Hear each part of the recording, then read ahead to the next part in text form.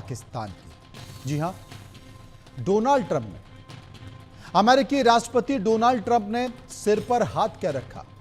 पाकिस्तान तो सिर के बल नाचने लगा। पिछले 48 घंटे में पाकिस्तान के प्रधानमंत्री Shahbaz Sharif, army chief field marshal general Asim Munir और पूर्व विदेश मंत्री बिलावल भुट्टो, इन तीनों नेताओं ने बारी बारी भारत को धमकी दी।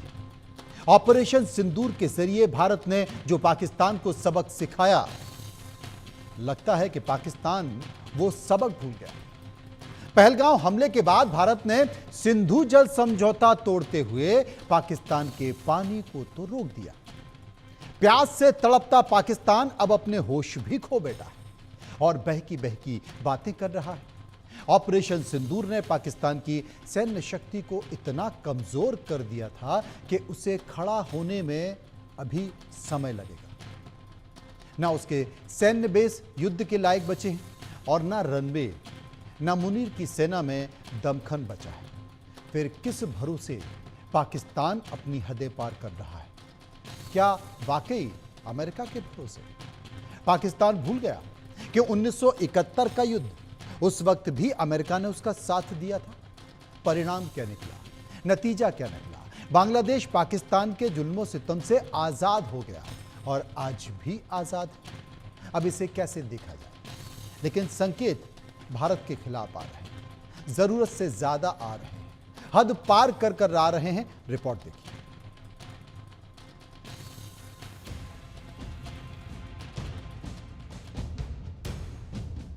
पहलगाम हमले के बाद भारत ने पाकिस्तान का हलक क्या सुखाया, सिंधु जल समझौते को निलंबित क्या किया, पाकिस्तान बौखला गया है। बिलावल भुट्टो के बाद अब पाकिस्तान पीएम शहबाज शरीफ ने खोखली धमकी दी है। और मैं ये बताना चाहता हूं आज दुश्मन को कि अगर तुम हमारा पानी बंद करने की धमकी देते हो तो ये बात जहन में रखना कि पाकिस्तान की एक बूंद भी तुम पाकिस्तान से छीन नहीं सकते। उस खुदाए बुजुर्गो बरतर की कसम है कि अगर तुमने ये हरकत की तो दोबारा तुम्हें वो सबक सिखाएंगे कि तुम कानों को हाथ लगाओगे पाकिस्तान का तुम कभी भी। दरअसल पाकिस्तान की हुकूमत को अपनी आवाम की चिंता है कि क्या प्यास के मारे दम न निकल जाए, क्योंकि भारत ने ऐसी व्यवस्था जो कर दी है। इस बीच भारत ने जम्मू कश्मीर के सिंधु गांव के पास चिनाब नदी पर national hydro electric power project के लिए टेंडर प्रक्रिया शुरू कर दी है। पाकिस्तान को डर है कि इस प्रोजेक्ट से भारत पानी न रोक सके और उसके कृषि, सिंचाई और बिजली उत्पादन पर गंभीर असर पड़ेगा। हालांकि भारत का रुख साफ है, यह प्रोजेक्ट अंतर्राष्ट्रीय मानकों और भारत के अधिकार क्षेत्र में आता है। पाकिस्तान की चिंता इस तथ्य से भी बढ़ रही है, सतलुज, व्यास और रावी नदियों का नियंत्रण पहले से भारत के पास है और अब अगर सिंधु बेसिन की अन्य नदियों पर भी भारत सक्रिय हो गया तो उसका पानी संकट गंभीर हो जाएगा। तो क्या यही वजह है कि पाकिस्तान तिलमिलाया हुआ है, उसकी हलक सूखने लगी है और इसी कारण 48 घंटे के भीतर सेना और पाकिस्तान नेता गिदड़भग्गी दे रहे हैं? मैं जानता हूं कि आप में इतना ताकत है, इस मुल्क के अवाम में इतना ताकत है कि जंग की सूरत हो तो जंग में भी हम इनका मुकाबला कर सकते हैं और जो आपके 6 के 6 दरिया है वो वापस हासिल भी कर सकते हैं। और अगर ये हमें मजबूर करते हैं, पाकिस्तान ने ये जंग नहीं छेड़ा था। हम हमेशा अमन के बारे में बात करते हैं, जहां दुनिया भर में पाकिस्तान के सफ़ीर पहुंचे, नुमाइंदे पहुंचे, हमने अमन की बात की, भारत ने जंग की बात की। लेकिन अगर जंग छेड़ा गया है तो हम शाह अब्दुल लतीफ़ बिठाई की धरती से मोदी सरकार को बताना चाहेंगे कि हम पीछे नहीं हटते, हम झुकते ही नहीं हैं। तो अगर आप सिंधु की तरफ इस किस्म की हमला के बारे में सोचेंगे तो फिर पाकिस्तान के हर सूबे के अवाम आपका मुकाबला करने के लिए तैयार है। और ये ऐसे, लेकिन पाकिस्तान शायद भूल गया है ये भारत है और ऐसी गिदड़भक्की और खोखले धमकियों का असर यहाँ नहीं पड़ता। लेकिन इन धमकियों को हल्के में भी न लिया जा सके और अब जरूरत है कि पाकिस्तान की ऐसी धमकियों को उसी के भाषा में कूटनीतिक तौर पर जवाब दिया जाए। Bureau report, India news. इसी मसले पर चर्चा करते हैं, समझने की कोशिश करते हैं। हम जनता के बीच गए, हमने इस विषय पर एक सर्वे कराया और लोगों से सवाल पूछे और लोगों ने उस पर अपनी राय दी है। पहला सवाल जो अपने सर्वे में हमने पूछा, पाकिस्तान प्रधानमंत्री शहबाज शरीफ ने कहा कि पाकिस्तान अपने हक का एक बूंद पानी भी भारत को छीनने नहीं देगा। इसे आप कैसे देखते हैं? 67% लोगों ने कहा कि पाकिस्तान की ये बौखलाहट है। 20% लोगों ने कहा कि पानी बंद होने से पाकिस्तान बेचैन है।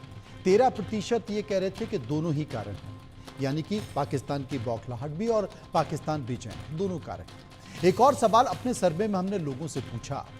दूसरा सवाल था, पाकिस्तान के सेना प्रमुख फील्ड मार्शल असीम मुनीर ने परमाणु हमले की धमकी दी। इसे आप कैसे देखते हैं? 60% लोगों ने कहा यह गीदड़ भभकी है पाकिस्तान की और ये उसकी पुरानी आदत है। 36% लोगों ने कहा परमाणु हमले के ब्लैकमेल के आगे भारत झुकेगा नहीं। और 4% दोनों बातें कर रहे थे, दोनों कारण बता रहे थे। एक और सवाल सर्वे का हमने पूछा, पूर्व विदेश मंत्री बिलावल भुट्टो जरदारी ने सिंधु जल संधि पर युद्ध की धमकी दी है। इसे आप कैसे देखते हैं? 42% लोगों ने कहा बिलावल की यह बौखलाहट है। 51% लोगों ने कहा भारत को अब बड़ा एक्शन लेना चाहिए और 60% लोगों का मानना था कि पाकिस्तान अपना इतिहास भूल गया या अब तक जो घटा है वो भी भूल गया। तमाम सारी चीज़ों के बीच हम चर्चा करते हैं, समझने की कोशिश करते हैं, क्योंकि भारत पाकिस्तान तनाव को बहुत ज़्यादा समय नहीं हुआ है, सीज फायर को भी लेकर बहुत ज़्यादा समय नहीं हुआ है। तमाम जितने भी जानकार थे, चाहे वो पूर्व डिप्लोमेट रहे हों या फिर सेना के अधिकारी रहे हों, सभी इस बात को लेकर उस समय भी यही बात कह रहे थे जब ये तनाव चल रहा था और ये सीज फायर हो रहा था कि ये गलती है, पाकिस्तान सुधरने वाला नहीं है। जब हम इतना आगे बढ़ गए तो थोड़ा सा और आगे बढ़ जाते हैं, कम से कम ठीक से सबक सिखा देते हैं। चर्चा करते हैं। सुरेश गोयल साहब पूर्व राजनयिक मेरे साथ मौजूद हैं। Lieutenant general retired Sanjay Kulkarni defence expert मेरे साथ मौजूद हैं। संजीव श्रीवास्तव विदेशी मामलों के जानकार, वो मेरे साथ मौजूद हैं। सबसे पहले मैं सुरेश गोयल साहब के पास चलूंगा। सुरेश गोयल साहब, आतंकवाद के खिलाफ हमेशा अमेरिका बात करता रहता है। पाकिस्तान की सरजमी पर आतंकवाद के सबूत खुद अपनी आंखों से अमेरिका ने देखे हैं। वो लादेन को लेकर गया। कई ऐसे पाकिस्तान में मौजूद आतंकी संगठन हैं, उस संगठन में आतंकवादी हैं जिन्हें अंतर्राष्ट्रीय मंचों पर बैन कराने के लिए अमेरिका ने खुद उन्हें सूची में डाला और बैन कराए गए। उसके बाद अमेरिका पाकिस्तान को अपनी सरजमी पर बुलाता है। सरजमी पर बुलाकर दूसरा मौका होता है जब पाकिस्तान के सेना अध्यक्ष भारत पर परमाणु हमले की धमकी देने लगते हैं और ट्रंप साहब अमेरिका पाकिस्तान को शांति दूत बताने लगता है। इसे हम सुरेश गोयल साहब आपके जरिए समझना चाहते हैं, डिप्लोमेसी के जरिए समझना चाहते हैं। देखिए, मैं खाली दो चीजें कहूंगा, छोटी छोटी चीजें ये कि कूटनीति में और अंतर्राष्ट्रीय संबंधों में कोई ऐसा लॉजिक नहीं होता है कि ऐसा क्यों हुआ, वैसा क्यों हुआ। सही तो ये था कि पहले बाइडेन साहब ने ये किया, ओसामा के टाइम पर ओबामा के टाइम पर ओसामा बिन लादेन वहां से मिले पाकिस्तान से, भूल गए सब कि कहाँ मिले थे वो। सब भूल गए कि वहां पर जो तालिबान को बढ़ावा मिला कहां से मिला। सवाल उसका नहीं है।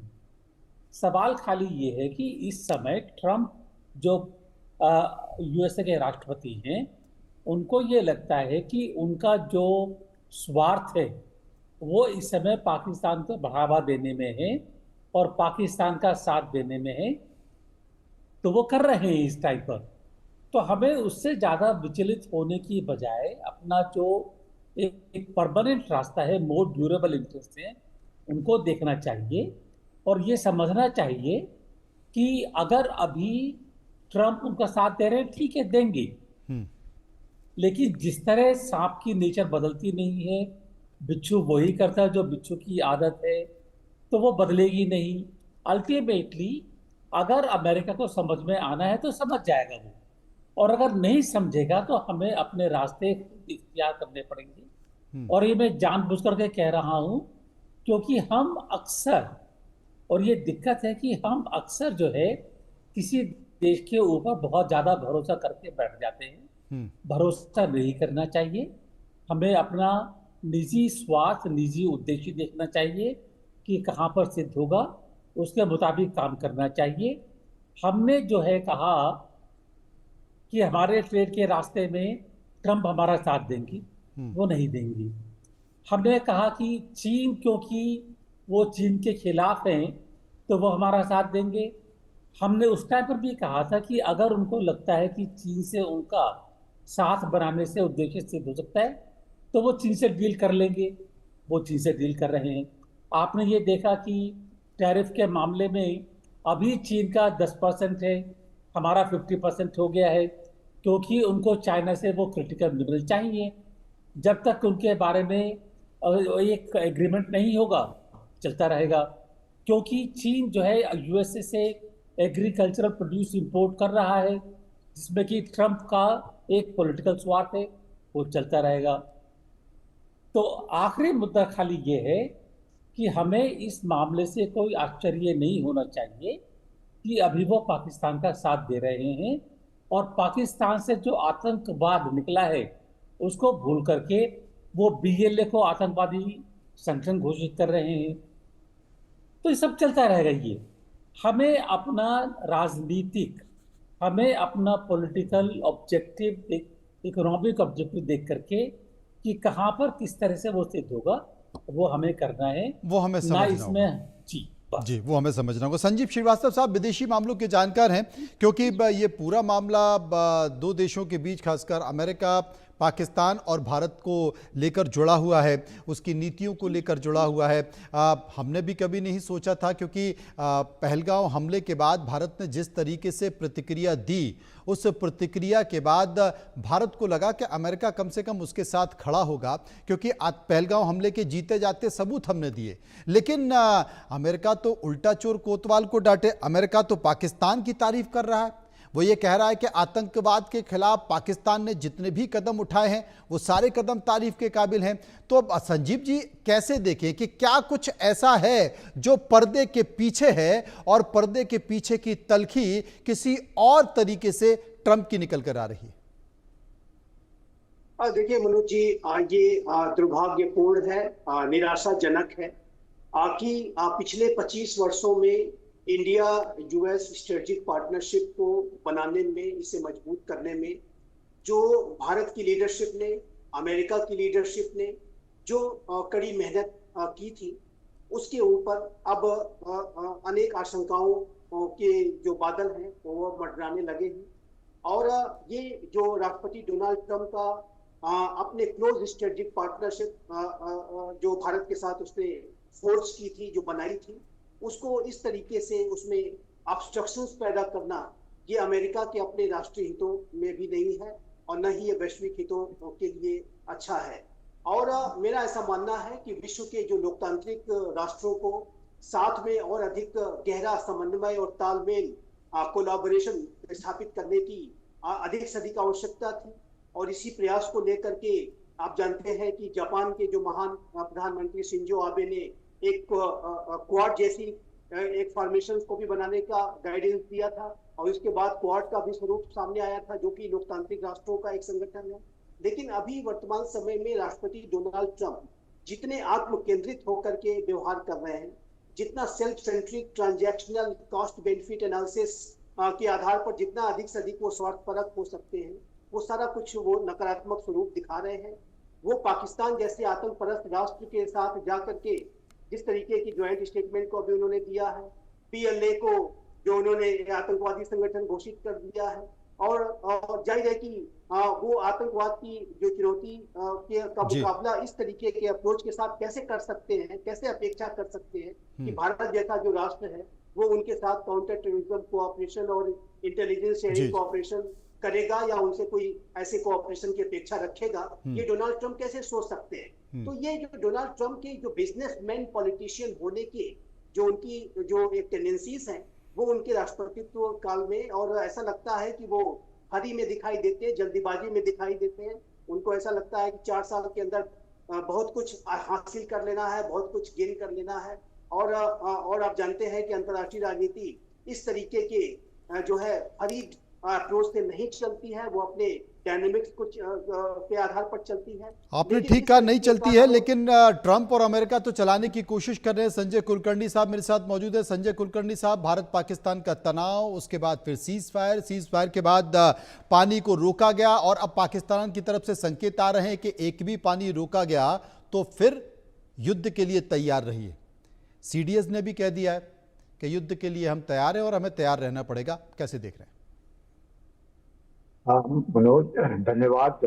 को पैनलिस्ट को भी बहुत प्रसन्नता होती है जब भी मैं देखता हूँ इन्हें जी। सबसे बड़ी बात, पाकिस्तान जो है बौखलाया है। पाकिस्तान एक रोग स्टेट है। पाकिस्तान का न्यूसेंस वैल्यू है because of its Jio strategic location. कल तक पाकिस्तान अमेरिका को मूर्ख बना रहा था। उनके ट्रंप भी कह रहे थे कि उन्होंने उनको $30 अरब का चूना लगा दिया, और आज वही ट्रंप उनकी तारीफ कर रहे हैं। और आज पाकिस्तान अमेरिका का उमराव जान बन गया है। ये कारण क्या है? ये क्या हो गया अचानक? और जिस प्रकार से भाषा 48 घंटे में जिस प्रकार की भाषा सुनने को मिल रही है, साफ दर्शाता है कि पाकिस्तान अब जानता है कि हिंदुस्तान ने इंडस वाटर ट्रीटी को लेकर के जिस प्रकार से उनको धमकाया है और ये कहा है हम इस संधि को रखते हैं, और उसके बाद जो उन्हें अब लग रहा है कि शायद और कुछ नहीं, पानी के कारण जरूर हिंदुस्तान जो है हमें परेशान कर सकता है, तंग कर सकता है, हमारा पूरा पाकिस्तान रेतीला बना सकता है, ऐसे उनका एक ख्याल है। लेकिन सवाल ये है, आप समझ सकते हैं उन्हीं के प्रधानमंत्री जो भाषा का इस्तेमाल करेंगे, दुश्मन अगर एक बूंद पानी, जब उन्होंने हमें दुश्मन कह ही दिया है तो दुश्मन वही करेगा जो दुश्मनी में करना है। अब उनके जो चीफ ऑफ द आर्मी साहब हैं मौलाना साहब, वो क्या कह रहे हैं? वो बार बार ये कह रहे हैं आप बनाइएगा बांध, हम तो 10 मिसाइल मार देंगे। आपको क्या मालूम है हम अगर न्यूक्लियर इस्तेमाल करेंगे तो दुनिया आज ही डूब जाएगी। ऐसे शब्द बिलावल भुट्टो क्या कह रहे हैं? जब उनके इस्तेमाल देखिएगा शब्द कि पूरे पाकिस्तानी जो है बिल्कुल छोड़ेंगे नहीं अगर पानी बंद। किससे पानी बंद किया? पानी बंद नहीं किया, पानी तो अभी भी बह रहा है। डर उनको इस बात का है कि पानी कैसे बहेगा, कब बहेगा, कितना देंगे, कितना नहीं देंगे। पहले जो संधि में लिखा हुआ है डीसिल्टिंग नहीं होगा, डीसिल्टिंग तो हमने कर दिया। उसके बाद जो हालत हुई है पाकिस्तान की, तभी पाकिस्तान समझ गया कि हिंदुस्तान इन्हें अब नहीं। और कहना भी ठीक है, हम भी क्या कह रहे हैं, 1960 से लेकर के आज तक हम लोगों ने क्या किया? प्यार की भाषा में ये सोच करके कि पाकिस्तान सुधर जाएगा, हम लोगों ने पानी देते आए। अब हम लोगों ने क्या कहा है कि पानी और ये जो आतंक है, ये एक खून जो है ये एक साथ नहीं बहेगा। वो क्या कह रहा है? खून बहेगा पर हम पानी ले करके रहेंगे। देखते हैं ये गिरद भक्ति जो कर रहे हैं पाकिस्तानी। मुझे तो एक फौजी होने के नाते और भी वेटरन, मैं ये कहूंगा करके तो दिखाओ, हिम्मत है तो करके दिखाओ। अब बकबक नहीं करो, देखते तो दो हाथ हो जाए और देखते तो कौन किसका पानी रोकता है और कौन क्या करता है। ये जो गिरद भक्ति पाकिस्तान अब दे रहा है, अब पाकिस्तान को समझ में आ गया है कि भारत जो है वो भारत नहीं है जो वो अभी तक 1960 या 1947 से हम लोगों को मूर्ख बना रहे थे। और हम लोग ये सोच करके कह रहे थे कि अब हमारा पड़ोसी है, आज न कल सुधर जाएगा, ये हो जाएगा। लेकिन सुधरता कहाँ है? पाकिस्तान सुधरने को तैयार नहीं है। हमने सीज फायर कर लिया, तब भी ये बात निकल कर आई कि वो सुधरेगा नहीं। सर्वे के 2 सवाल और हमने लोगों से पूछे। एक और सवाल था सर्वे का कि पाकिस्तान के रक्षा मंत्री ख्वाजा आसिफ ने कहा है कि सीमाओं पर नहीं बल्कि भारत के अंदर युद्ध लड़ेगा पाकिस्तान। इसे आप कैसे देखते हैं? 47% लोगों ने कहा खुद की फिक्र पाकिस्तान को करनी चाहिए, ज्ञान देने की जरूरत नहीं है। 20% लोगों ने कहा गफलत में है पाकिस्तान। 33% लोगों ने कहा कि डर के साए में है पाकिस्तान। एक और सवाल हमने लोगों से पूछा, क्या इन दिनों अमेरिका के भरोसे पाकिस्तान युद्ध की धमकी दे रहा है? 56% लोगों ने कहा ऐसा ही लगता है, बिल्कुल सही है। 35% लोगों ने कहा पाकिस्तान की ये बड़ी भूल है, और 9% लोगों ने कहा कि पाकिस्तान खुद खोखला हो चुका है, वो क्या धमकी देगा। इस बीच तमाम सारी चीज़ों को मिलाकर कुछ रिपोर्ट एक हमने तैयार की, उस रिपोर्ट के एक बार गौर से देखिए।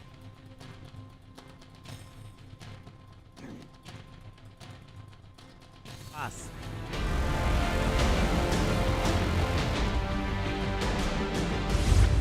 सुलग रही खुद की धरती, भारत को परमाणु धमकी।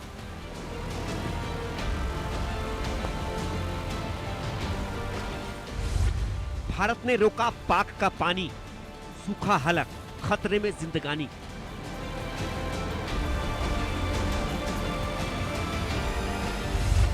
पहलगाम हमले का बदला, सिंधु जल समझौता तोड़ा।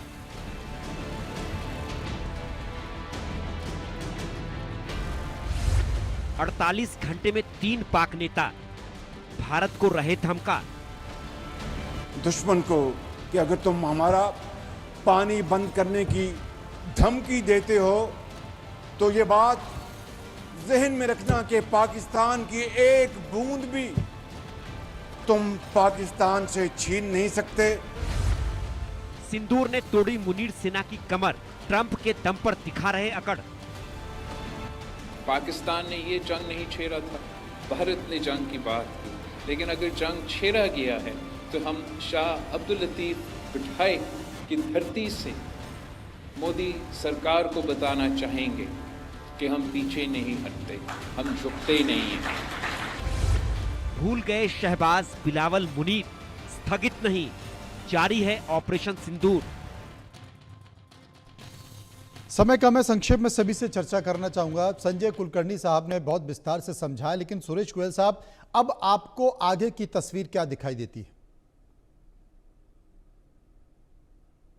जी, आगे की तस्वीर के बारे में क्योंकि आपने बताया कि समय कम है, तो मैं बड़े संक्षेप में यही कहूंगा कि हमें तैयार रहना होगा कि पाकिस्तान हमारे वेस्टर्न बॉर्डर पर एक मुल्क ऐसा है जिसके पास न्यूक्लियर पावर है, खतरा बन सकता है हमारे लिए, दिक्कत खड़ी कर सकता है। चाहे वो न्यूक्लियर पावर काम में ले या नहीं ले, लेकिन उसको एक जो धमकी देने वाला तरीका है वो बना रहेगा। और वो कभी भी उसके जो एक हिंदुस्तान पाकिस्तान की इक्वेशन रही है वो हमारे लिए खतरा बेकरार बना रहेगा। और इस खतरे में पहले हमको ये था कि यूएसए हमारे साथ है, उसकी कोई गारंटी नहीं है। चीन की भी इक्वेशन चेंज होती रहती है, लेकिन चीन की इक्वेशन काफ़ी फर्क है even as compare to 1 year ago. तो देखना होगा। तो मैं संक्षेप में यही कहूँगा कि हमें अपनी जो एरिया की जियो पॉलिटिक्स है और जियो सिक्योरिटी है उससे सावधान रहना होगा, क्योंकि हमारे लिए खतरा बाकायदा मौजूद है और हमें उस खतरे को समझना होगा और उससे सावधान रहना होगा। सावधान रहने की जरूरत है। संजीव साहब, मैं आपसे समझने की कोशिश करना चाहूँगा, क्योंकि आर्थिक तौर पर हम बहुत आगे बढ़ रहे हैं, बहुत सारे देशों के आंखों की किरकिरी बन रहे हैं। अमेरिका हो या चीन हो या फिर बांग्लादेश हो या तमाम और पड़ोसी मुल्क हों जो भारत को बहुत अच्छे तरीके से नहीं देखते हैं। क्या लगता है भारत की स्थिति को लेकर, सुरक्षा को लेकर और खासकर इन तमाम देशों के संबंधों को लेकर? मनोज जी, आपने ये बहुत ही महत्वपूर्ण सवाल पूछा है और मेरा ऐसा मानना है कि भारत का जो उत्थान है, जो भारत का विकास है, जो भारत एक महाशक्ति के रूप में अपने आप को स्थापित करता जा रहा है और अब हम विकसित भारत के जो बड़े विजन के साथ आगे बढ़ रहे हैं। तो ये जो भारत का जो उत्थान और विकास है उसको विश्व की अनेक जो ताकतें हैं वो रोकने की साजिशें रच रही है, जिसमें कि जो सीधे सीधे पाकिस्तान और का साजिश तो स्पष्ट ही है। चाइना भी भारत को घेरने की कोशिश करता है। यूनाइटेड स्टेट्स ऑफ अमेरिका का जो डीप स्टेट है वो भी भारत के खिलाफ अनेक साजिशें रचता है और पूरे विश्व में जो एंटी इंडिया एक्टिविटीज करने वाले अनेक संगठन ऐसी साजिशें रचते हैं। तो हमारा जो अप्रोच होना चाहिए वो अपनी पोजीशन ऑफ स्ट्रेंथ को, अपने डिफेंस पोस्चर को, अपनी कॉम्प्रिहेंसिव नेशनल पावर को और अपने विकसित भारत के विजन को पूरी तरीके से संकल्पबद्ध तरीके से हमें बना करके रखना होगा, उसे मजबूती देनी होगी और धारदार तरीके से आगे बढ़ना होगा। धारदार तरीके से आगे बढ़ना होगा। संक्षेप में संजय कुलकर्णी साहब से भी पूछना चाहता हूं। कुलकर्णी साहब, जैसा कि सुरेश गोयल साहब ने कहा कि देखिए परमाणु शक्ति पाकिस्तान भी है, भरोसा हम कर नहीं सकते, लेकिन अमेरिका की दम पर वो फुदक रहा है। चीन भी कभी ना कभी उसके साथ, अभी हाल के दिनों में जो युद्ध हुआ उसमें हमने देखा कि चीन भी उसके साथ स्वर से स्वर मिला रहा था। क्या जो आतंकी संगठनों पर हमले किए हैं, क्योंकि पाकिस्तान में तो बड़ा प्रभाव है, क्या माना जाए कि कुछ ना कुछ हरकत पाकिस्तान कर सकता है? अगर मैं अंबाजर साहब से बिल्कुल सहमत हूँ, संजीव साहब से बिल्कुल सहमत हूँ। There are no permanent friends, there are no permanent enemy, there only permanent national interest. इसको मद्देनजर रखते हुए हम लोगों ने खुद अपने ऊपर विश्वास रखना चाहिए, आत्मनिर्भर रहना चाहिए। अमेरिका हो ना हो, हमें कोई लेना देना नहीं है। चीन कैसा व्यवहार करता है, प्लस बट वेरीफाई। हम लोगों ने 24/7 365 डेज अपनी तैयारी रखनी चाहिए। पाकिस्तान बिल्कुल आतंक का सौदागर है। पाकिस्तान ऐसा देश है, वो कुछ भी किसी वक्त भी कर सकता है। हम लोगों ने देख लिया, पहलगाम किया, हमें सिंदूर करना पड़ा। उसके बाद वो कैसे रोता रोता घुटने मेरे 90 घंटे के अंदर आ गया, अमेरिका की तरफ दौड़ा। तो ये सब पाकिस्तान करेगा। पाकिस्तान बिल्कुल आपने कहा, ना वो कभी सुधरा था और ना कभी सुधर पाएगा। बहुत बहुत शुक्रिया करना चाहता हूं सभी लोगों का जो मेरे साथ इस चर्चा में